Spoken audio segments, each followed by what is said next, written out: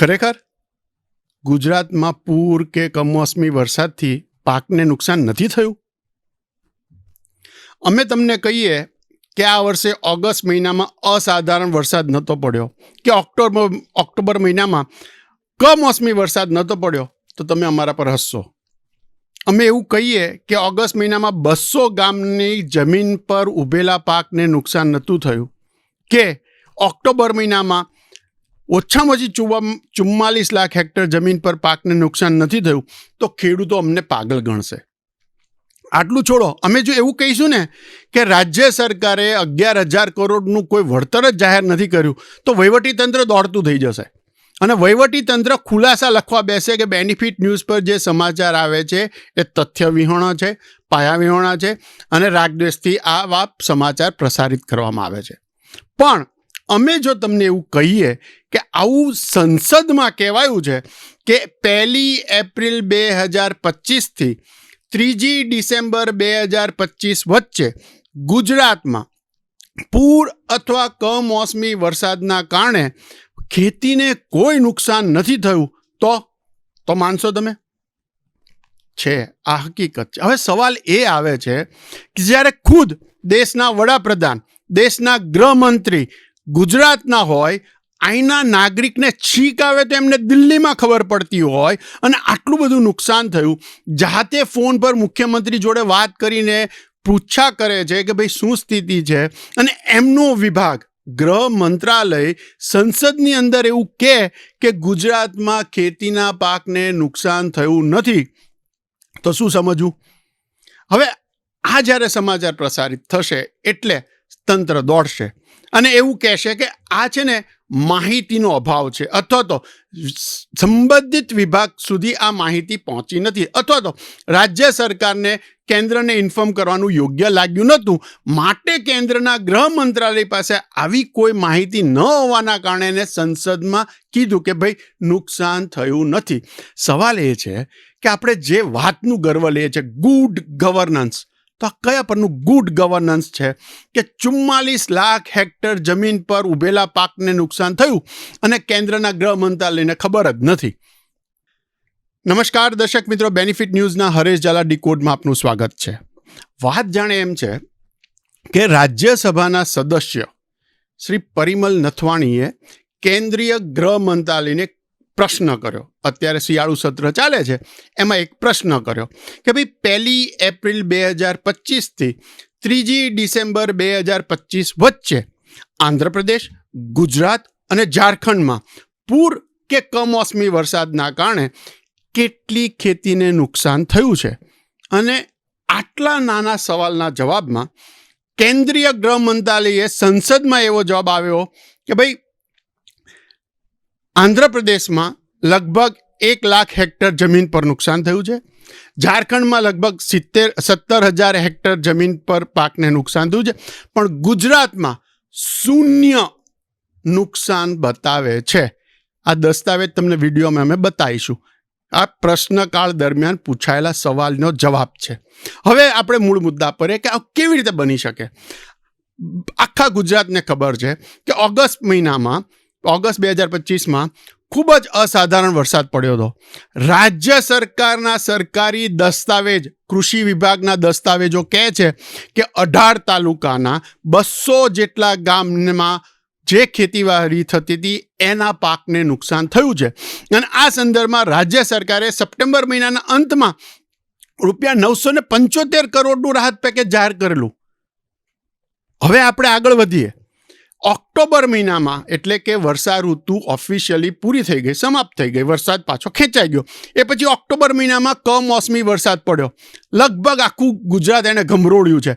એટલે 44 લાખ હેક્ટર જમીન પર જે પાક ઊભો હતો એને નુકસાન થયું છે. હજી આજે પણ મગફળી કે સોયાબીન કે કપાસના ખેડૂતો રડે છે કે એમના પાકને કેટલું નુકસાન થયું. 6 જેટલા ખેડૂતોએ તો આત્મહત્યા કરી લીધી છે.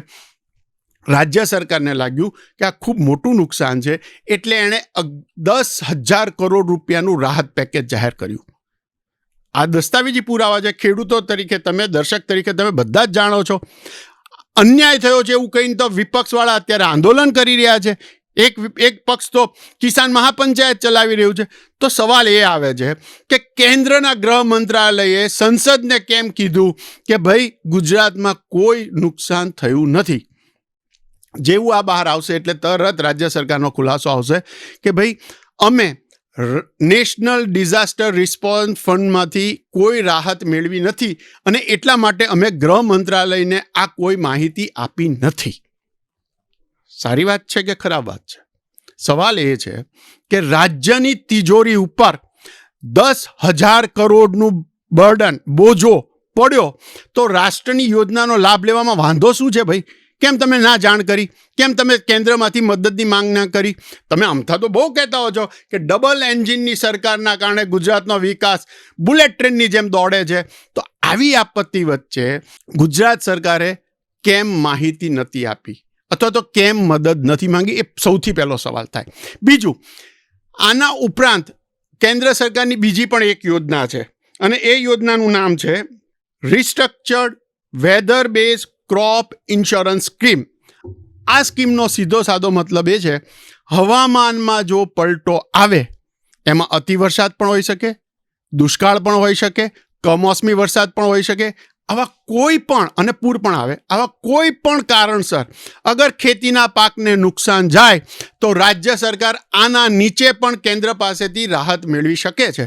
સવાલ એ છે કે ગુજરાત સરકારે ઓગસ્ટ મહિનામાં પૂરના કારણે પાકને જે નુકસાન થયું, ઓક્ટોબર મહિનામાં કમોસમી વરસાદના કારણે જે પાકને નુકસાન થયું, આની માહિતી કેન્દ્રના ગૃહ વિભાગને કેમ આપી નથી? શું છુપાવી રહ્યા છો? અને જો છુપાવતા ના હોય, કેન્દ્રને માહિતી આપી હોય, તો સવાલ એ થાય છે કે કેન્દ્રીય ગૃહ મંત્રાલયે સંસદમાં કેમ સાચી માહિતી આપી નહીં? 10,000 કરોડ રૂપિયામાં તમને ના લાગ્યું કે કેન્દ્રની પણ મદદ મળી હોય તો રાજ્યની તિજોરી પર એટલું ઓછો બોજો પડે?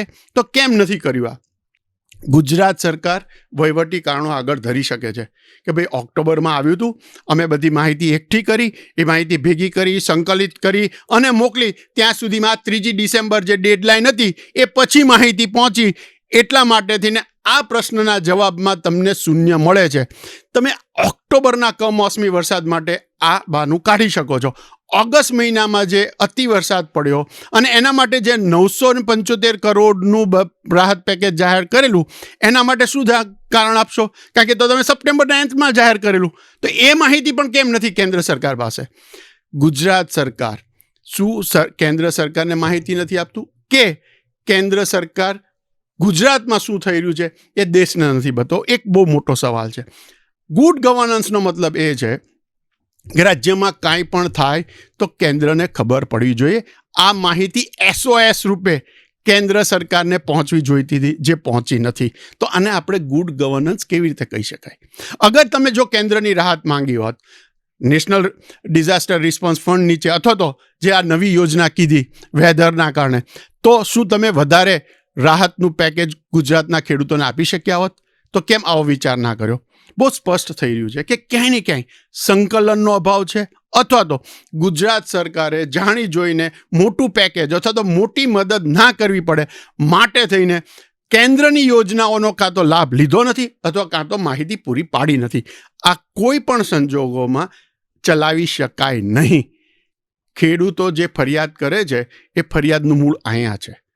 જો રાજ્ય સરકારે કેન્દ્રમાં જાણ કરી કેન્દ્રની મદદ માંગી હોત, કેન્દ્રમાંથી વધારે ફંડ આવ્યું હોત, વધારે રાહત આવી હોત, તો ગુજરાતના ખેડૂતોને વધારે રાહત આપી શકાય હોત, એવું સ્પષ્ટપણે માનીએ છીએ. ગુજરાત સરકારના વહીવટીતંત્ર, કેન્દ્ર સાથેના સંકલન અને એના કારણે થતી માહિતી ભેદ અથવા તો એના કારણે થતી અસમંજસની સ્થિતિ પર બેનિફિટ ન્યૂઝ એનો મત સ્પષ્ટપણે વ્યક્ત કરશે. આ વાંચવા માટે મુલાકાત લો www.benefitnews24.com અથવા benefitnews24.com ની YouTube ચેનલ અને ઇન્સ્ટાગ્રામ હેન્ડલ સબસ્ક્રાઇબ કરો.